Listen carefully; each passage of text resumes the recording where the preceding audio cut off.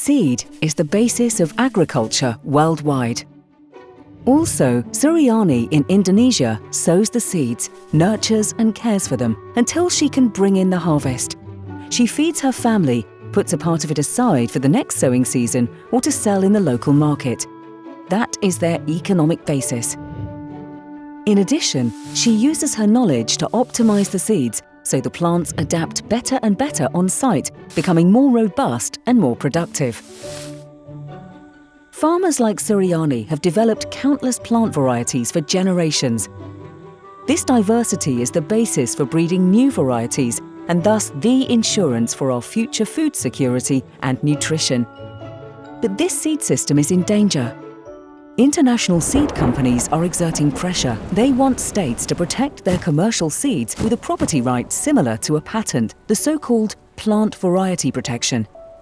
What sounds good has negative effects because strict plant variety protection prohibits farmers such as Suryani from selling or exchanging protected varieties and even limits the propagation on her own holding to certain crops. The basis for this is an agreement called UPOV 91, which was signed in 1991, negotiated by a few rich industrialized countries.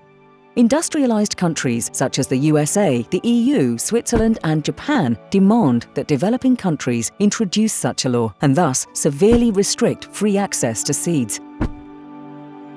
The seed companies profit from this, but women farmers like Suryani are threatened existentially. Why? Suryani can no longer freely access seeds from other farmers or earn an income by selling her farm-saved seeds. This deprives farmers like Suryani of their basic rights and reduces diversity.